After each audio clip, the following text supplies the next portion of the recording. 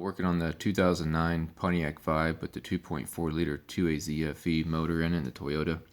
So we're going to take this lock ring out that's got the piston arm locked in. So there's a groove right here, and I found it easier to take your pick tool and, when I say easier, rotate the spring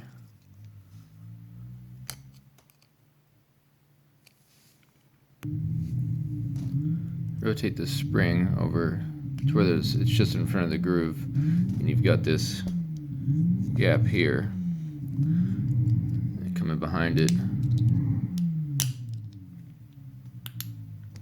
just start to pry it out a little bit.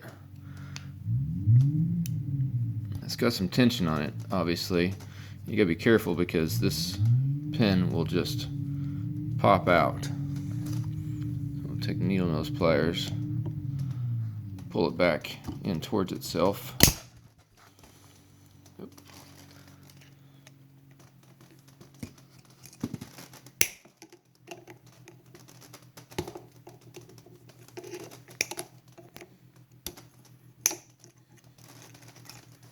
There we go.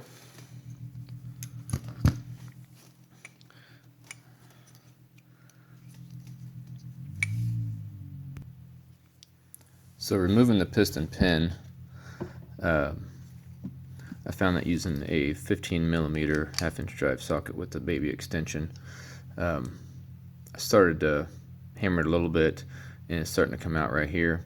So just putting this edge here against the soft wood so we don't damage anything.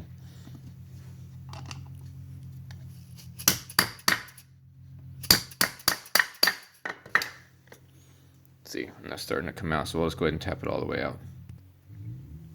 And since I'm actually just replacing the arm itself, I didn't go ahead and push it all the way out, just enough to where I can go ahead and put the new arm back in. Also being careful to note which direction this is facing, because these have to face the correct direction, along with which way the piston faces towards the front of the motor with these two dots right here. So we'll lube that back up, and then I'll just do the reverse. Put this in here, and I'll knock the pin back through. So I did knock the pin all the way in to this side. I want to make sure that I got my lock ring in place first before I seat the pin on this side, and that way I know it's fully seated, and then we can add the pin back to this side. So I'll just get pressed into place. I'll probably have to get my needle nose out here and get it pushed in.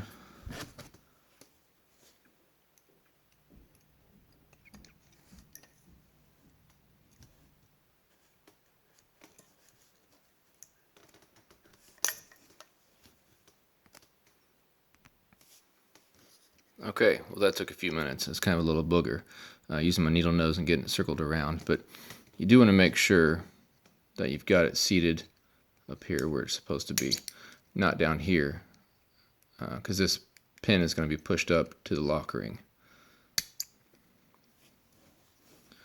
Get that moved around.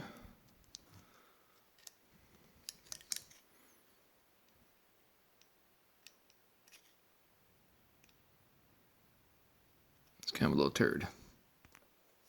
So on this side, I'm going to go ahead and take my little punch I made here and finish seating it all the way in, and then we'll put the lock ring in on the other side.